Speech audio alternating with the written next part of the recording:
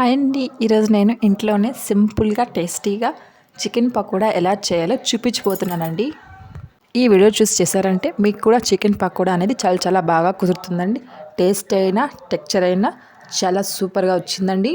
ఇలా చేసి పెట్టారంటే పిల్లల నుంచి పెద్దవాళ్ళు కూడా చాలా ఇష్టంగా తింటారండి. ఇంకా లేట్ చేయకుండా మనం ప్రాసెస్లోకి వెళ్ళిపోదామా.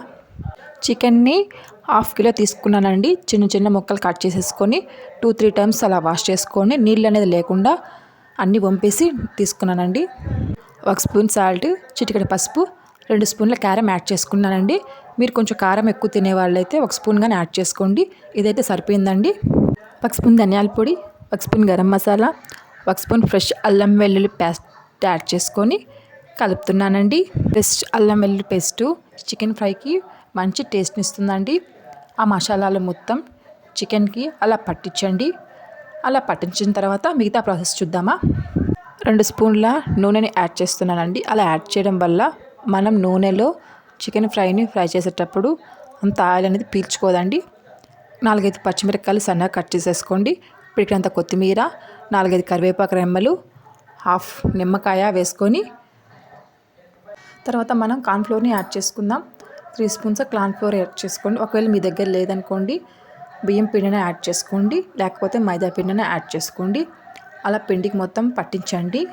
ఆ చికెన్కి చిటికెడు వాటర్ చేసుకొని అలా పకోడా పిండిలాగా కలిపేసి పక్కన ఉంచండి ఒక 2 గంటల పాటు. మీకు టైం లేదనుకోండి, స్పీడ్గా కావాలనుకుంటే 1 అవర్ అయినా మినిమం ఉండించుకోండి. అలా నేను 2 అవర్స్ ఉండిచ్చేసి ఇప్పుడు ఫ్రై చేస్తున్నానండి. ఒక కడాయిలో డీప్ ఫ్రైకి సరిపడా ఆయిల్ పోసి వేడెక్కాక చికెన్ పీసుల్ని ఒకటోటిగా వేసుకుంటున్నానండి. ఎక్కువ అన్నీ ఒకేసారి వేయొద్దు. అలా వేసారనుకోండి చికెన్ ముక్కలకు ఉండే కోటింగ్ అనేది ఊడిపోయి అంత సరిగా ఫ్రై అవ్వదండి. చికెన్ ఫ్రైని మనము మీడియంలోనే ఫ్రై చేసుకున్నాము అనుకోండి చాలా బాగా వస్తుందండి. లోపల వరకు ఫ్రై అయ్యి చికెన్ పీస్ అనేది తింటుంటే చాలా టేస్టీగా ఉంటుందండి. హై ఫ్లేమ్లో పెట్టి ఫ్రై చేశారనుకోండి మాడిపోతుంది, లోపల వరకు సరిగా ఫ్రై అవ్వదండి. చూడండి, ఇలా ఫ్రై అయిన తర్వాత తీసేసి ఒక పక్కన ఒక ప్లేట్లో ఉంచుకోండి.